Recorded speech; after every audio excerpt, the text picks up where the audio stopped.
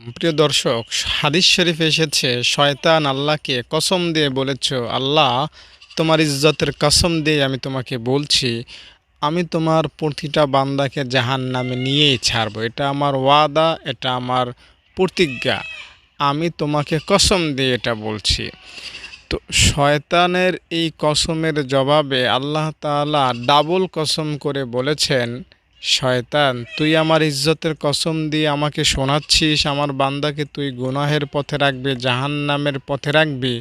শোন, আমি ডাবল কসম দিয়ে বলছি, আমি আমার ইজ্জতের কসম দিয়ে বলছি, আমি আমার জালালতের কসম দিয়ে বলছি, বরত্ব ও মহত্বের কসম দিয়ে বলছি, আমার বান্দা সারা জীবন তোর পথে চলবে, তোর কথা মতো উঠবে বসবে। মৃত্যুর আগেও যদি আমার বান্দা আমার কাছে একবার মাপ চায়, আমি তার সব গুনাহ মাফ করে দেব। রব্বে কারিম মহান আল্লাহ তাআলা বান্দার গুনাহকে এভাবেই ক্ষমা করবেন বলে শয়তানের সাথে ওয়াদা করেছেন। শয়তান বলেছিল, আল্লাহ তোমার কাছে চাইলাম দুটো জিনিস, কিয়ামত পর্যন্ত হায়াত, সেটাও দিলা। চাইলাম তোমার বান্দাকে ধোঁকা দেওয়ার পরিপূর্ণ ক্ষমতা, সেটাও দিলা। তো এবার আমি তোমাকে দেখাবো আমার এই ক্ষমতার কত পাওয়ার। তো আল্লাহ তাআলা শয়তানের এমন কথাবার্তা শুনে বলে দিলেন সাফ করে যে আমার বান্দা সারা জীবন তোর কথা মতো চলবে, একবারও যদি আমার কাছে ফিরে আসে আমি তার সব গুনাহ মাফ করে দিব। বিশ্বাস করেন বন্ধু, আল্লাহ তাআলা তার বান্দার জীবনে গুনাহ থাকুক এটা চান না। এটা আল্লাহ তাআলা একদম অপছন্দ করেন।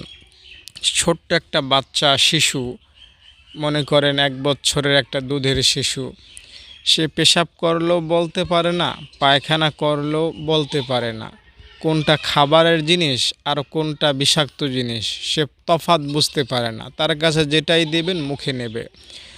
তো আমরা হচ্ছি এই ছোট্ট অবুঝ শিশুর মতো। আমরা দুনিয়াতে আছি, জান্নাতও দেখি না, জাহান্নামও দেখি না, আল্লাহকে তো দেখিই নাই। আমাদের নবীজি দুনিয়াতে এসেছিলেন, কোটি কোটি মানুষ তাকে দেখেছিলেন, কিন্তু আমাদের ভাগ্যে সেটাও জোটে নাই।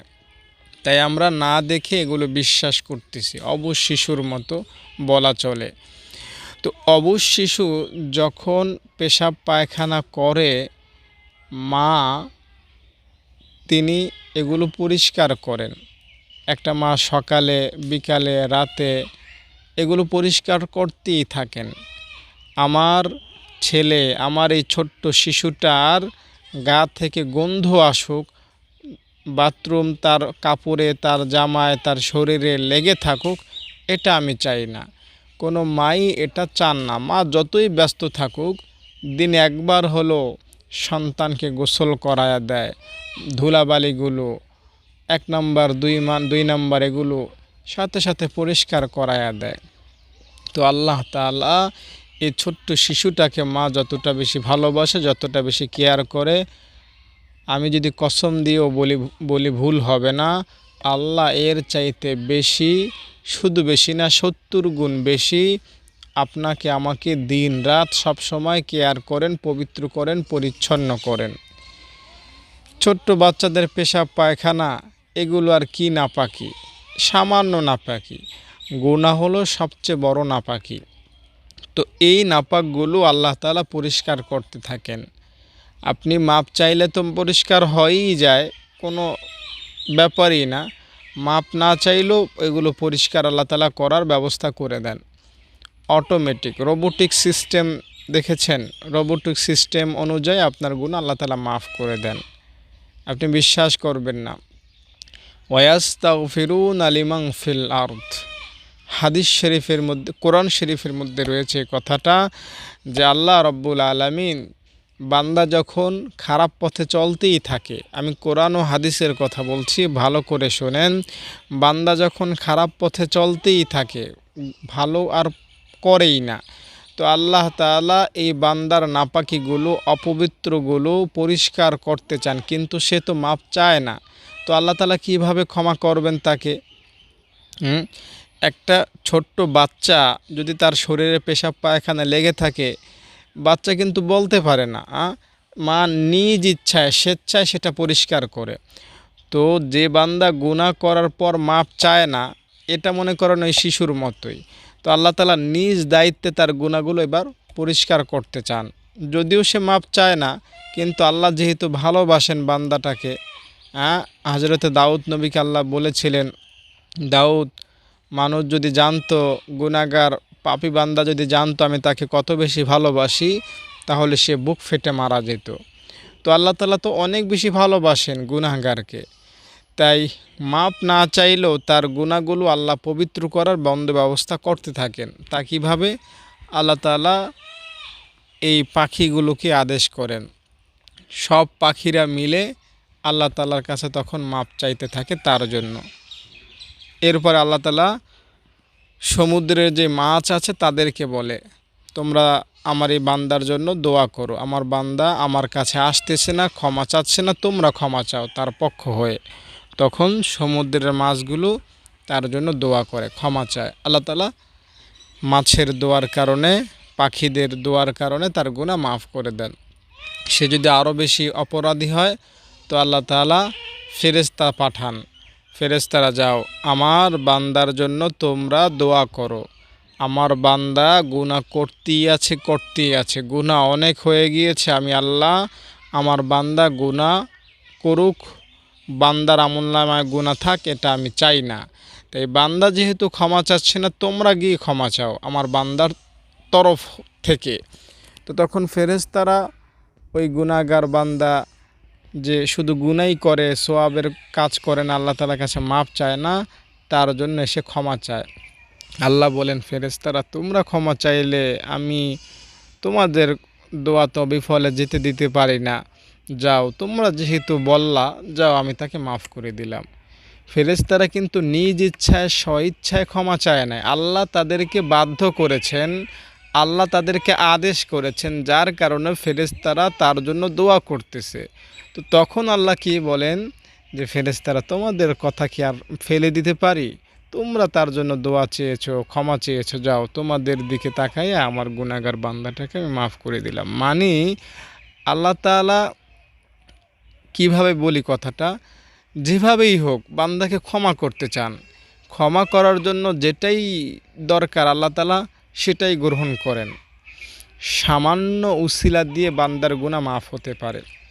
একটা কথা আমি বলি, দেখুন, বান্দার গুনাহ কিন্তু প্রতিটা মুহূর্তে মুহূর্তে মাফ হয়, কিন্তু সবার গুনাহ মাফ হওয়ার রেকর্ড আমাদের কাছে থাকে না, আমাদের কাছে জানা থাকে না, কারণ আমাদের কাছে এখন দয়াল নবীজি নাই।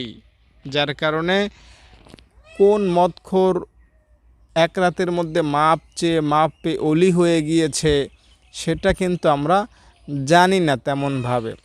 নবীজি সাল্লাল্লাহু আলাইহি সাল্লাম যদি থাকতেন, আল্লাহ তাআলা তার কাছে বহু মানুষের সংবাদ দিতেন যে আমি আজকে রাত্রে ওই পাপিষ্ঠকে মাফ করে অলি বানায় দিছি। তো এটা নবীজি সাল্লাল্লাহু আলাইহি সাল্লাম যতদিন ছিলেন আমাদেরকে হাদিসের মাধ্যমে বলেছেন। তো এজন্য সবার ক্ষমার ঘটনা আমাদের কাছে সবসময় আপডেট হিসাবে আসে না, ওগুলো গোপনেই থাকে। আপনি ক্ষমা চাইলে ওই ক্ষমা আপনি পেয়েছেন কি পান নাই সেই খবর কিন্তু আমার কাছে আসবে না।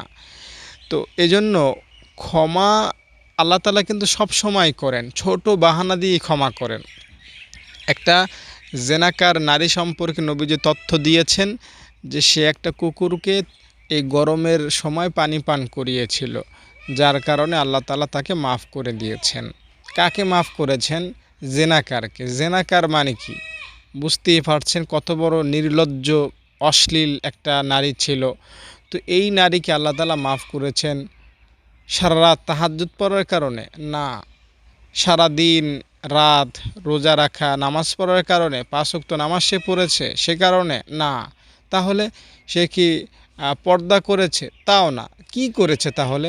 পানি পান করিয়েছে। কাকে? একদম নিকৃষ্ট একটা প্রাণী, কুকুরকে পানি পান করিয়েছে।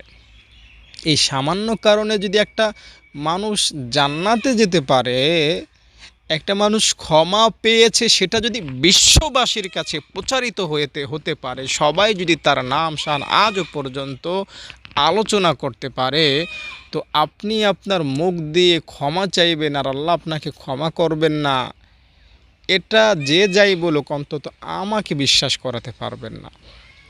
কোনোভাবেই আমি মানব না যে আপনি মুখ দ্বারা বলবেন আল্লাহ আমাকে মাফ করো, আর আল্লাহ আপনাকে মাফ করবেন না। এটা দুনিয়া উল্টে গেলেও আমি অন্তত বিশ্বাস করব না। আপনি মুখ ফসকেও যদি মুখ দ্বারা বের হয়ে যায়, ইচ্ছাকৃত না, আল্লাহ মাফ করে দাও, তবুও আল্লাহ আপনাকে মাফ করবেন, তবুও আল্লাহ আপনাকে মাফ করবেন। আল্লাহ তাআলাকে আপনি এখনও চিনেন না। আল্লাহ আপনাকে কতটা বেশি ভালোবাসেন সেটা আপনি জানেন না। সেটা আপনি উপলব্ধিও করেন না, এটা আপনি বুঝতে চেষ্টা করেন না। তাই আসুন, আল্লাহ তাআলার কাছে ফিরে আসুন, রবের কাছে ক্ষমা চান। রব্বে কারিম কত মেহেরবান, কত দয়ালু। এই দুই ফেরেশতার কথা আমি বলি আপনাদেরকে। আল্লাহ তাআলা বলেছেন, মানজা বিল হাসানাতি ফালাহু আশরু আমসালিহা। এখানে ডান কাঁধে যে ফেরেশতা তাকে বলেছেন, আমার বান্দা একটা সওয়াবের কাজ করলে তুমি 10টা নেকি লিখবা। কয়টা? 10টা। আর এইখানে যে ফেরেশতা বাম কাঁধে তাকে বলেছেন, আমার বান্দা একটা গুনাহ করলে একটাই লিখবা, তাও আবার সাথে সাথে না, দেরি করবা। তো আপনার এই দুই কাঁধের যে দুইজন ফেরেশতা, তারা দুইজন তো সবসময় ডিউটি করে। তাদের ডিউটির একটা নমুনা ছক আপনার সাথে একটু আলোচনা করি। দেখুন, আপনি যখন কোনো গুনাহ করেন, তো এই ফেরেশতা কলম চালাইতে যায়, তো ডান কাঁধের ফেরেশতা তার কলম ধরে বসে। আর আমি অস্থির হয়েছে কেন? মাত্র না একটা গুনাহ করলো, অপেক্ষায় থাকো। যখন আপনি আরও একটা গুনাহ করেন, কিছুক্ষণ পরে ওই ফেরেশতা লিখতে যায়। আর আমি থামো, এত অস্থির হওয়ার কি আছে? আল্লাহর প্রিয় বান্দার বিরুদ্ধে তুমি গুনাহ লিখতেছো। ফেরেশতা থেমে যায়। আপনি যখন একটু পরে আবার গুনাহ করেন, ওই ফেরেশতা কলম ধরতে যায়, লিখতে যায় গুনাহটা। এই ডান কাঁধের ফেরেশতা তাকে আবারও ধমক দিয়ে থামায় দেয়, চুপ করো মিয়া, কলম আটকাও, এত তাড়াতাড়ির কি আছে? তো এভাবে যখন আপনি পঞ্চমবার গুনাহ করে ফেলেন, তো তখন এই ফেরেশতার ধৈর্যের বাঁধ ভেঙে যায়। আরে মিয়া, আপনাকে আল্লাহ সওয়াবের দায়িত্ব দিয়েছে, তুমি সওয়াব নিয়ে থাকো। আমাকে গুনাহ লেখার দায়িত্ব দিয়েছে, কখন লিখতে হবে না লিখতে হবে ওটা আমি বুঝবো, তোমার কথা আর মানবো না। তো এমন সময় আপনি মনে করেন একটা সওয়াবের কাজ করে ফেললেন। তো সওয়াবের কাজ করলে কয়টা নেকি হয়? 10টা নেকি। তো আপনি যখন সওয়াবের কাজটা করেন, তো এই ফেরেশতার ভলিউম, কথার আওয়াজ আরও বেশি বেড়ে যায়। মনে করেন সমাজে যে টাকা পয়সা পেয়ে যায় হঠাৎ, তার কণ্ঠের আওয়াজ কিন্তু অনেক উঁচুতে উঠে যায়, ঠিক না? যে ক্ষমতাবান, তার ওই রকমই হাঁটা চলা কথাবার্তা হয়। তো আপনি যখন একটা নেকের কাজ করেন, এই ফেরেশতা যেমন কুটিপুতি হয়ে গেল, তো তখন এই ফেরেশতাকে সে আরও বেশি দমায় দেয়। আর মিয়া, দেখো না তোমার 5টা গুনাহ হয়েছে, তো কি হয়েছে? এখন তো একটা সওয়াব করেছে, আর একটা সওয়াবে 10 গুণ সওয়াব। তো আমি একটা ফায়সালা দিই, আমি একটা সালিশি করি, তুমি আমার কথাই মেনে চলো, আমার অবাধ্য হবে না। সেটা হলো, আমি 10টা সওয়াব লিখব না, যেহেতু সে 10টা সওয়াব পাওয়ার অধিকার রাখে। আমি 5টা সওয়াব লিখতেছি, আর 5টা সওয়াব তোমার ওই 5টা গুনাহ দ্বারা কাটছাট করে দিলাম, তোমার আর লেখার দরকার নাই। দেখেছেন আল্লাহ তাআলা এই দুই ফেরেশতার মধ্যে কেমন সম্পর্ক বা কেমন ডিউটির ব্যবস্থা রেখেছেন? আপনি যদি এটা জানেন তাহলে আরও বেশি অবাক হবেন যে আপনার গুনাহ করার সঙ্গে সঙ্গে কোনো দিন ফেরেশতা লিখে না। আপনি গুনাহ করার অন্তত 6 ঘন্টা পর আপনার জন্য ফেরেশতা সওয়াব লিখে। আমি যদি আপনাকে একদম সহজে বলি, মনে করেন আপনি দুপুর 1টা বাজে একটা গুনাহ করেছেন, দুপুর 1টা বাজে গুনাহ করেছেন, তাহলে 2টা, 3টা, 4টা, 5টা, 6টা, সন্ধ্যা 6টা এসে আপনি, না 6টা না, 7টা, সন্ধ্যা 7টা এসে আপনি একটা সওয়াবের কাজ করেছেন। তাহলে ওই দুপুরের একটা গুনাহ ওটা তো মাফ হবেই এবং সওয়াবও লেখা হবে। আর যদি সন্ধ্যা ৭টা পর্যন্ত আপনি যদি কোনো সওয়াবের কাজ না করেন, তাহলে ওই সময় গিয়ে আপনার জন্য একটা গুনাহ লিখা হবে, এর আগে লিখবে না ফেরেশতা। বুঝতে পারলেন? তো এই সিস্টেম অনুযায়ী আপনার আমার সওয়াব এবং গুনাহের আমলনামা চলছে। আমি তো এই কথাটা আপনাদেরকে বলেছি যে এই সওয়াব রাখার যে জায়গাটা, এটা খুবই সুরক্ষিত। প্রধানমন্ত্রী যেখানে থাকেন, ওইখানে আপনি আমি চাইলেও যেতে পারবো না, চাইলেও সেখানে আক্রমণ করতে পারবো না, আক্রমণ করার আগেই আমাকে পিষে ফেলবে, ঠিক না? তিনি থাকেন খুবই সুরক্ষিত একটা জায়গায়। তার সাক্ষাৎ পেতে বছরের পর বছর অপেক্ষা গুনতে হবে। তো ওই রকমই সুরক্ষিত জায়গায় থাকে হলো বান্দার নেকি, বান্দার সওয়াব। এই সওয়াবের উপর কেউ হামলা করবে, এটা একদম তেমন অসম্ভব যেমন আজকে আকাশটা জমিনের সাথে লেগে যাওয়া অসম্ভব। যদি বলি আজকে শুক্রবার, দেখবেন এককালে আসমানটা জমিনের সাথে লেগে গিয়েছে, তো আমার কথা কেউ বিশ্বাস করবে না, এটা বিশ্বাস করার মতোও না। তো এমনই অসম্ভব জিনিস হলো বান্দা একটা সওয়াব করেছে আর সেটা ধ্বংস হয়ে যাবে, এটা অসম্ভব। আল্লাহ তাআলা বান্দার সওয়াবকে একদম ভালোভাবে সযত্নে রাখেন, নিজ দায়িত্বে রাখেন। এজন্য আমি কসম করে বলি এই কথাটা, আপনি 1950 সালে তার মানে আজ থেকে ৭৪ বছর আগে যেই সওয়াবের কাজটা করেছেন, খোদার কসম ওই সওয়াবটা আজও এখানে সুরক্ষিত আছে, জিন্দা আছে, তাজা আছে, এবং এই সওয়াবটা পরকালে আপনি দেখতে পাবেন। কিন্তু আল্লাহর নামের কসম করে বলছি, হাজারবার শপথ করে বলছি, আল্লাহর নামের কোটিবার শপথ করে বলছি, 1950 সালে যেই গুনাহটা আপনি করেছেন, সেই গুনাহটা আপনার এইখানে নাই। এটা ধ্বংস হয়ে গিয়েছে, মাফ হয়ে গিয়েছে, এটা থাকা অসম্ভব যদি আপনি মাঝে মাঝেও আমলকারী বান্দা হন। অন্তত ঈদের নামাজও যদি বছর ঘুরে একবার পড়েন, তবুও আমি কসম করে বলছি আপনার ওই 1950 সালের গুনাহটা এইখানে নাই। গুনাহটা থাকার জায়গা এইখানে না, এইখানে থাকতেই পারে না। গুনাহটা এখানে স্থায়ী হয় না। ভাটা যখন নামে, ওই পানির উপরে যত ময়লাই রাখা হোক, একদম ভাটায় নিয়ে যায়। দেখেছেন কখনো নদীতে, খালে যখন প্রচুর স্রোত থাকে, কচুরিপানা ফেলবেন বা আপনি যে কোনো কিছু ফেলবেন, পানি সব কিছু টেনে হেঁচড়ে নিয়ে যাবে। তো এই জায়গাটা হলো ওই ভাটার মতো, এইখানে গুনাহ স্থায়ী হয় না। এই জায়গাটাই আল্লাহ ওইভাবে বানাইছেন।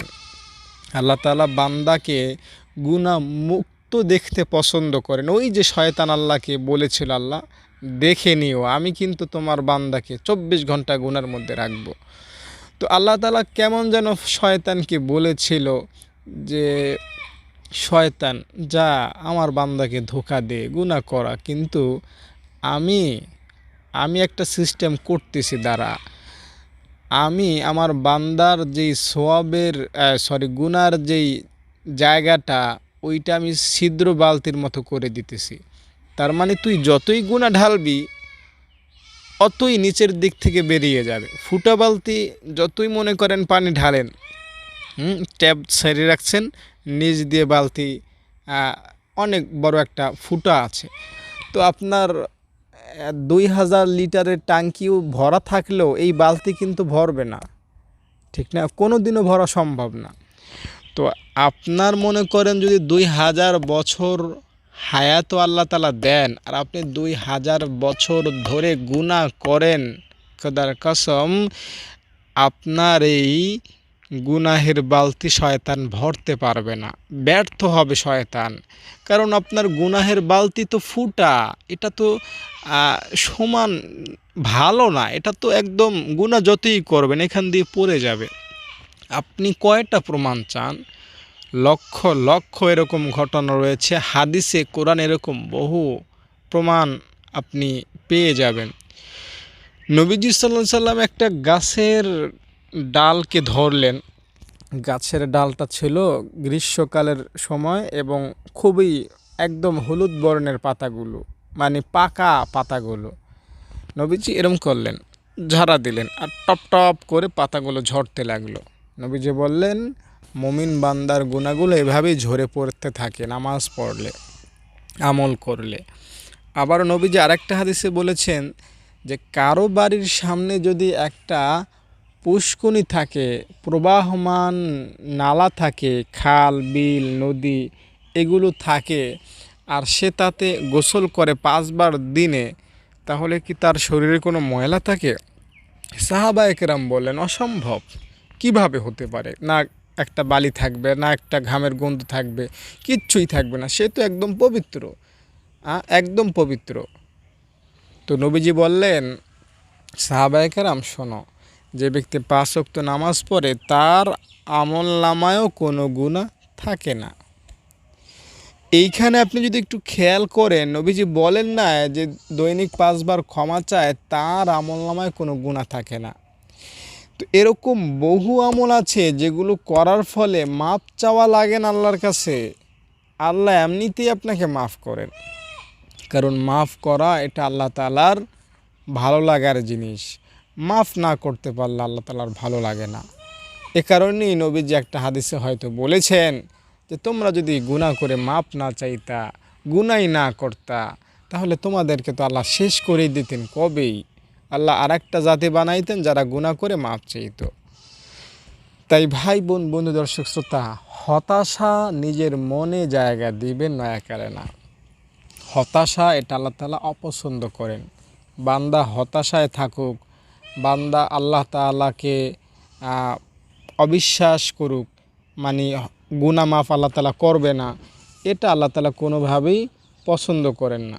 তাই সব সময় আমরা আল্লাহ তাআলার কাছে ক্ষমা চাইব, মাফ চাইব। ইনশাআল্লাহ আল্লাহ তাআলা আপনাকে আমাকে খুব সহজে মাফ করে দেবেন। মাফ পাওয়ার জন্য দুরূদ শরীফ পড়তে পারেন। দুরূদ শরীফ পড়লে আপনি মাফ পাবেন। দুরূদ শরীফ, দুরূদ শরীফের সহজ অর্থ হলো গুনার যেই বালতিটা, ওইটা শুধু ছিদ্র করাই না, ওইটা গলিয়ে ফেলা, একদম গলিয়ে ফেলা। আপনি বাজার থেকে মনে করেন 10 কেজি ওজনের একটা মাছ কিনে আনলেন 10,000 টাকা দিয়ে। মাছটা ঘরেও আনলেন না, কুটে ফ্রিজেও রাখলেন না, রান্নাও করলেন না, বাড়ির উঠানে ফেলে রেখেছেন। তো এই মাছটা কয় ঘন্টা নিরাপদে থাকবে? হয় আপনার বাড়ির কুকুরে খাবে, নয় বিড়ালে খাবে, আর না হয় বাচ্চারা দুষ্টামি করে খেয়ে ফেলবে, নষ্ট করে ফেলবে, আর না হয় কেউ চুরি করে নেবে। দিনে এগুলোর কোনোটাই না হলে রাত্রে বেলা শিয়াল মশাই তো আসেই, আর সেটাও যদি না হয় 2 দিন 3 দিন 4 দিন, সর্বোচ্চ 1 সপ্তাহের মধ্যে মাছটা গলে পুছে একদম ছাই হয়ে যাবে, শেষ হয়ে যাবে। তো আপনার আমার গুনাহটা এমনই, গুনাহটা আপনি দুরূদ শরীফ পড়লে এমনই হবে, গুনার মধ্যে পচন চলে আসবে, গুনাহ থাকবে না। বুঝতে পারলেন? দুরূদ শরীফের অ্যাকশনই এমন, অ্যাকশনই এমন, ক্ষমতাই এমন, এটা মাথায় রাখবেন। দুরূদ শরীফ পড়ুন। দুরূদ শরীফ আপনাকে পবিত্র বানাবে, দুরূদ শরীফ আপনাকে ভালো করবে। দুরূদ শরীফের সওয়াব এমন, মনে করেন, কিভাবে বলি, মনে করেন আপনি গুনাহ করেছেন, তো এইখানে অনেক গুনাহ আছে, গুনার সওয়াব কিন্তু বেশি দূরত্ব না, কাছাকাছি, ঠিক না? তো আপনি যখন দুরূদ পড়েন, তো আপনার এই গুনাহগুলো ঢাকা পড়ে যায়, দরুদের পায়ের নিচে পড়ে যায়। হাতির পার নিচে যদি কোনো বাচ্চা পড়ে, ওটা বাঁচার সম্ভাবনা থাকে না। ঠিক তেমনি দুরুদের নিচে কোনো গুনাহ পড়লে ওই গুনার অস্তিত্ব থাকে না। ওই গুনাহ কেমনে যে কোন জায়গা দিয়ে শেষ হয়ে যায়, ওটা আপনি ভেবেও চিন্তা করেও খুঁজে পাবেন না। তাই দুরূদ শরীফ পড়ুন।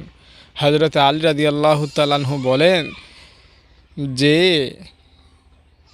সুবহানাল্লাহ, আলহামদুলিল্লাহ, আল্লাহু আকবার, লা ইলাহা ইল্লাল্লাহ, এই জিকিরগুলো যদি না থাকতো, আমি তো সবসময় দুরূদ শরীফই পড়তাম। উবাই ইবনে কাব এগুলো থাকা সত্ত্বেও নবীজির কাছে এসে বললেন, ইয়া রাসূলুল্লাহ, আজ থেকে না আমি সুবহানাল্লাহ পড়ব, না আলহামদুলিল্লাহ পড়ব, না অন্য কোনো নফল আমল করব, আজ থেকে শুধু একটাই আমার আমল, সেটা হলো দুরূদ শরীফ। নবীজি বললেন, ভালো, তোমার গুনাহ আল্লাহ মাফ করে দেবেন, এবং তোমার প্রয়োজন আল্লাহ মিটিয়ে দিবেন। দুরূদ শরীফের এই ক্ষমতা, এই পাওয়ার, এই অ্যাকশন। তাই দুরূদ শরীফের সাথে থাকুন, দুরূদ শরীফের পাশে থাকুন, দুরূদ শরীফ মুখে রাখুন, দুরূদ শরীফ অন্তরে রাখুন, দুরূদ শরীফকে ভালোবাসুন। নবীজি আপনাকে ভালোবাসবেন। গুনাহ মাফের জন্য দুরূদ শরীফ পড়ার পাশাপাশি আপনি একটা তাওবা করবেন, ফাইনাল তাওবা, যে আল্লাহ গুনাহ জীবনে অনেক করেছি, এখন ভুল বুঝতে পেরেছি, আর গুনাহ করব না, তুমি আমাকে মাফ করে দাও। তো রব্বে কারীম মহান আল্লাহ তাআলা এভাবে তাওবা করার কারণে আপনার সব গুনাহগুলো মাফ করে দিবেন, একদম পরিপূর্ণ মাফ করে দিবেন। আপনার তাওবা আপনার সারা জীবনের গুনাহ ক্ষমা হওয়ার জন্য যথেষ্ট। বিশ্বাস করেন। আপনি হয়তো নিজেকে বিশ্বাস করাতে পারবেন না, আরে মিয়া তুমি কি বলো, ছোট্ট হুজুর চুপ থাকো, জীবনে কত গুনাহ করেছি, মাপ চাইবার আল্লাহ মাফ করে দেবে, ক্ষমা পাওয়া কি এত ইজি? আপনি আমার সাথে দ্বিমত হতেই পারেন, আপনার ব্যক্তিগত স্বাধীনতা। তবে কোরআন হাদিস এটাই বলে যে আপনি আপনার মুখ দ্বারা ক্ষমার শব্দটা বের করবেন, আল্লাহকে বলবেন আল্লাহ আমাকে মাফ করে দাও, আল্লাহ আপনাকে মাফ করবেন।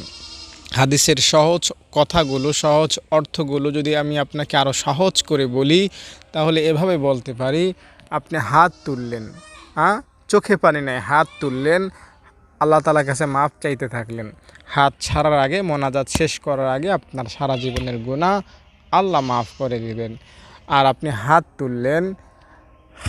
তুললেন, আপনি মোনাজাতের মধ্যে কান্নাকাটি করতেছেন, তো চোখের পানি, এই হাদিসের উপরে আল্লাহ তাআলার নাম আছে, আল্লাহ তাআলার নাম ধরে আমি বলছি, আল্লাহ তাআলার নামের কসম করে বলছি, আপনি চোখে দ্বারা পানি বের করে আপনার নাকের সীমানা বের হয়ে নিচে ঠোঁটের এই জায়গায় আসার আগে, নাকের সীমানা অতিক্রম করার আগে আপনার জীবনের জানা এবং অজানা, ছোট এবং বড় সব গুনাহ আল্লাহ তাআলা মুহূর্তের মধ্যে মাফ করে দেন।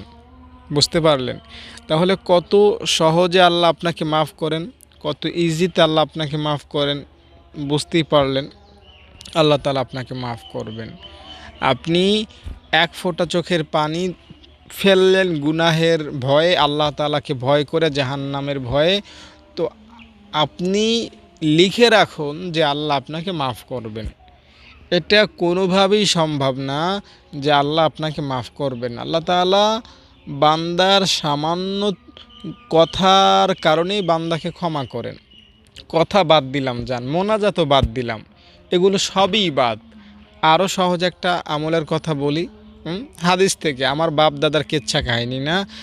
আত-তাওবা আন-নাদামা। অন্তরে লজ্জিত হবে, কি করলাম জীবনে, ঠিক হয় না, কত গুনাহ করলাম, একটু লজ্জিত হওয়া, অন্তরে ব্যথিত হওয়া, মুখে না বলা, মুখে না বললেও অন্তরে লজ্জিত হওয়া, অন্তরে ব্যথা পাওয়া। অন্তরে ব্যথা যদি একটু পান, একটু যদি আফসোস লাগে গুনাহের কারণে, আপনার অন্তরে যদি একটু ব্যথা লাগে, আপনার মনে করেন পকেটে 5,000 টাকা আছে, রাস্তায় বের হয়েছেন, হারিয়ে গিয়েছে, ঘরে এসে হাত দিলেন, আরে আমার টাকা কই, হারায় গেছে, পকেট থেকে পড়ে গেছে, তখন আপনার অন্তরে কী লাগে? ব্যথা লাগে, একটু ব্যথা লাগে। তো এরকম একটু ব্যথা যদি আপনার অন্তরে আসে গুনাহের কারণে, গুনাহ অতীতে করেছেন এমন কারণে যদি ব্যথা আসে, তো এই সামান্য ব্যথার কারণেই, এমন সামান্য আফসোসের কারণেই আমি বলছি আপনার সব গুনাহ আল্লাহ মাফ করবে ইনশাআল্লাহ। আল্লাহ তাআলা রহমান রহিম।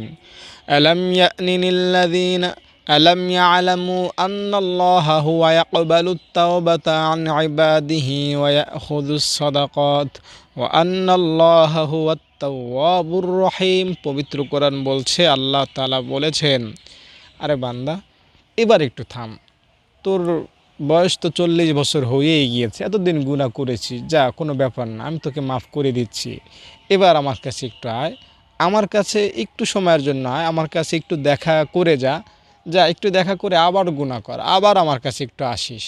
তো আল্লাহ তাআলা কেমন যেন এটা বলছেন যে বান্দা তুই একদমই ভুলে গেলি আমাকে, সপ্তাহে একবার দেখা করিস না, জুমার দিনে, ঈদের দিনও দেখা করিস না, একটু টাইম দে আমাকে, আমার কাছে একটু আমি তোকে মাফ করে দেব, আমি তোকে মাফ করে দেব, আমি তাওয়াব, আমি রহিম, আমি বান্দা তোকে মাফ করতে অপেক্ষায় আছি, আমি বান্দাকে মাফ করতে ভালোবাসি। এই জন্য হতাশ হবেন না, আপনি দুরূদ শরীফ পড়বেন, হ্যাঁ, দুরূদ শরীফ পড়বেন, আর ইনশাআল্লাহ আল্লাহ তাআলা আপনাকে ক্ষমা করবেন। নবীজি সাল্লাল্লাহু আলাইহি সাল্লামের সাথে আপনাকে জান্নাত দিবেন। আপনার যত চিন্তা, টেনশন, পেরেশানি সব কিছু দূর হবে। দুরূদ শরীফের সহজ ফর্মুলা, সহজ সূত্র হলো দুনিয়াতে গুনাহ, পরকাল জান্নাত, তাও আবার নবীজির সাথে, নবীজি নিজ দায়িত্বে আপনাকে জান্নাতে পৌঁছাবেন। আর দুরূদ শরীফ পড়লে আল্লাহ তাআলা আরশ আজিম কেঁপে ওঠে, আপনাকে মাফ না করলে আল্লাহ তাআলার ভালো লাগে না। নিশ্চিত নিশ্চিত আপনার গুনাহ মাফ হবে। লা ইলাহা ইল্লাল্লাহ জিকির করতে পারেন, এটা পড়লেও আরশ আজিম নড়ে ওঠে, আল্লাহ তাআলা আপনার গুনাহ মাফ করতে থাকেন।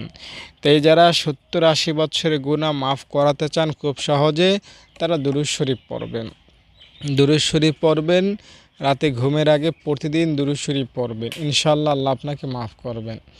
অনেক দুরূদ আছে, সাল্লাল্লাহু আলাইহি ওয়াসাল্লাম, এই দুরূদ পড়তে পারেন। অথবা একটা ছোট দুরূদ এমন আছে, আল্লাহুম্মা সাল্লি আলা মুহাম্মাদ ওয়া আলা আলি মুহাম্মাদ, এটাও পড়তে পারেন। এতে করেও আপনার গুনাহ ইনশাআল্লাহ আল্লাহ রাব্বুল আলামিন মাফ করে দিবেন। দর্শক, আশা করি ভিডিওটি আপনার কাছে ভালো লেগেছে। আপনি যদি আমার ছাত্রীদের দান করতে চান, তাদের খাওয়াতে চান, তারা 3 বেলা মাদ্রাসায় খায়, পড়াশোনা করে, তো তাদের জন্য যদি আপনি একটু খাওয়াতে চান, এতিম অসহায় এদেরকে খোঁজ খবর নিতে চান, আমার সাথে যোগাযোগ করবেন। ভালো থাকেন, নিরাপদে থাকেন। আসসালামু আলাইকুম।